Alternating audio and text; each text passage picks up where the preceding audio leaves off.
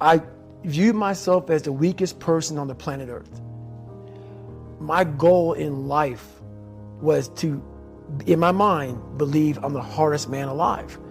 Whatever you think you are, you have to make that dream a reality. But that's where the hard part is making that dream reality. That's where the hard work comes. That's where people know, how do you keep grinding every day?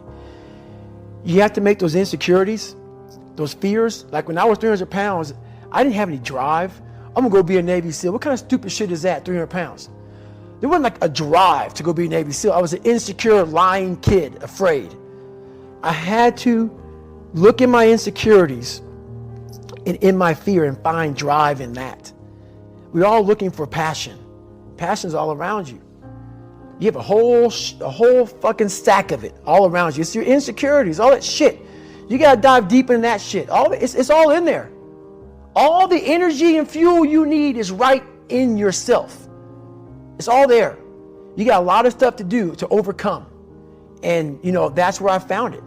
I found it right there in my own insecurities. I found drive in my own insecurities. And that's the most powerful thing in the world. When you can find drive in your own doubt, fear, insecurities, you become very unstoppable. I believe in a higher power. Don't know the name, don't know where it's coming from. But I believe that this power, let's say it's a man up there or a woman, whatever, and they have a chart. And when you're born, they say David Goggins, born February 17th, 1975 at 6 a.m.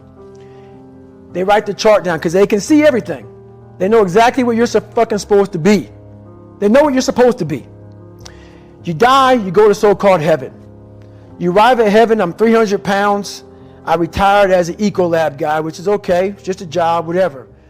I go up there and God looks at me and he shows me my chart. And my chart on there says you were supposed to be a Navy SEAL. You're supposed to weigh 185 pounds. You're supposed to be one of the smartest people on the planet, this, all this. You see this. And now you're in heaven, you made it to heaven, but you're like, God, Doug, I was supposed to live that life. I was supposed to live that life. And then you find out that the reason why, because we all think that if we pray on it, if we do this, if we do that, whatever, if we don't work, we just, whatever, it's going to magically happen for us. No, I believe that when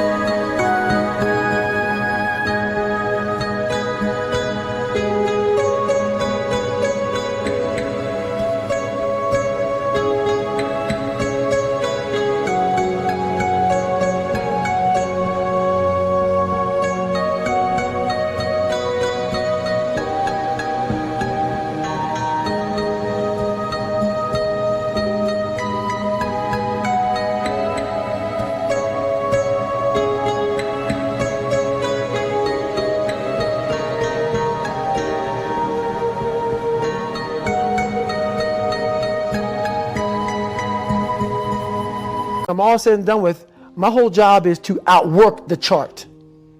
Whatever the fucking chart says about me, the all-knowing power up there, I want to get up there and say, him look at me and say, I know everything. I didn't fucking see this. I didn't fucking see this. I want to feel that. I want to get to the other end of this fucking world. I want to find more. All I can.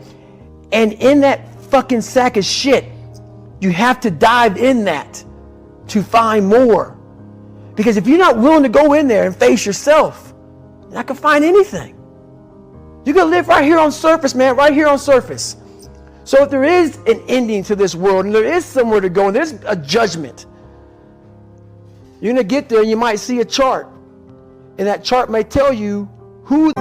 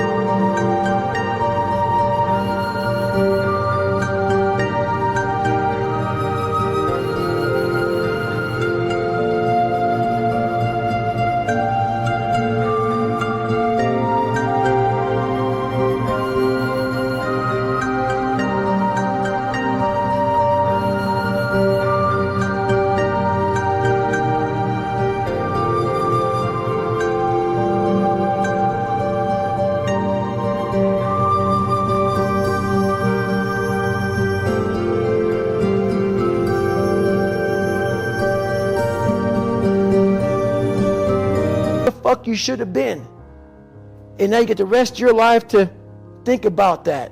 Man, I could have lived a much better life if I just would have just suffered a little bit more. If I just would have went in that shit and realized I had so much more. But fear and the 40% and living here versus living here, being afraid, stopped me. So I'm a big guy in visualizing. I'm a big guy in making a world. It may not exist. To me, it does. To me, it does. And I'm overpowering myself every day. And you got to find tools to do that.